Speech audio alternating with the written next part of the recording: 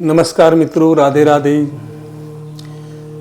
आज मैं आपको इस वीडियो के माध्यम से बताऊंगा कि आपकी शादी नहीं हो रही है, बनते बनते रिश्ते टूट जा रहे हैं, सही समय शादी का आने पर भी शादी नहीं हो पा रही है, शादी में बार बार अड़चनें आ रही है, बनते रिश्ते टूट जा रहे हैं और सही समय आने पर भी विवाह नहीं हो पा रहा है। तो आज आपको मैं बताऊंगा कि आपका विवाह क्यों नहीं हो रहा है और आप खुद भी जान जाएंगे कि आपका विवाह कब और कैसे होगा।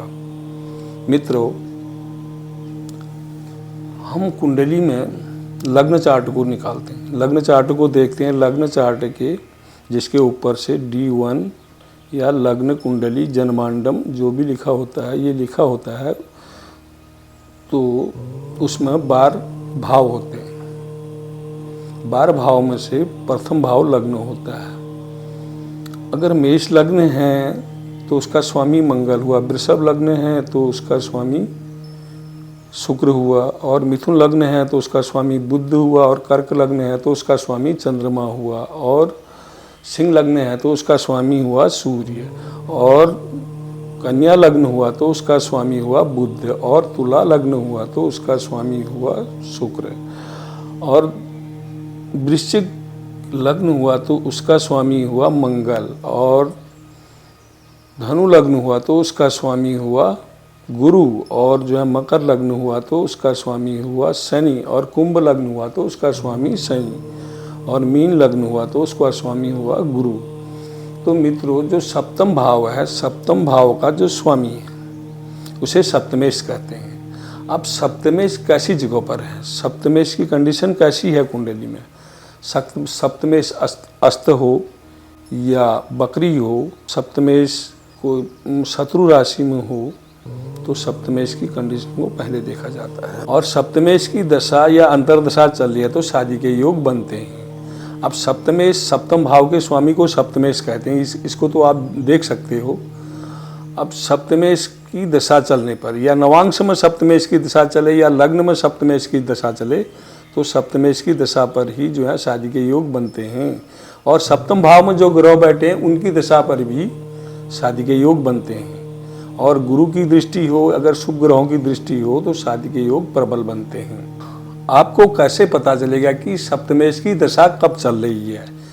कुंडली के पीछे होती है विषोत्तरी दशा चक्रम, वहाँ से आपको डेट वाइज मिल जाएगा कि कब कौन से ग्रह की दशा चल रही है।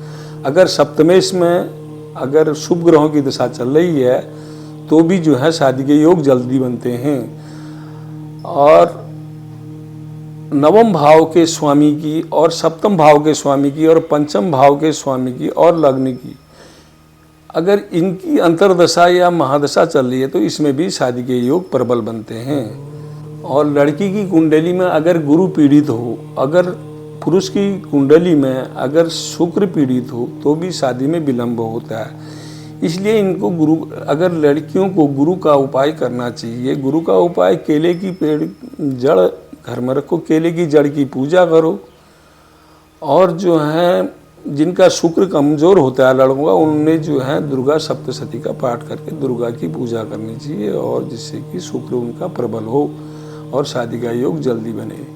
और ये जरूरी देखना है कि कहीं सप्तमेश अस्त या पीड़ित तो नहीं है। सप्तमेश ने अस्त या पीड़ित नहीं होना चाहिए, तो शादी के योग जल्दी बनते हैं। विषोत्तरी में गुरु या शुक्र की दशा चल रही है तो इसमें भी शादी के योग प्रबल बनते हैं। अगर लड़की की गुरु की दशा चल रही है तो यहाँ पर शादी के योग प्रबल बनते हैं। लड़के की अगर शुक्र की दशा चल रही है तो यहाँ पर भी शादी के योग प्रबल बनते हैं। और सप्तमेश में अगर नवांश में सप्तमेश की दशा चल रही है तो ये भी शादी के योग प्रबल बनते हैं। तो मित्रों, आप अपनी कुंडली को खुद देख के बता सकते हो, कि औरों को भी बता सकते हो कि आपकी शादी कब और कैसे होगी। और अगर आपको ये वीडियो सही लगी है तो लाइक, शेयर, कमेंट करना।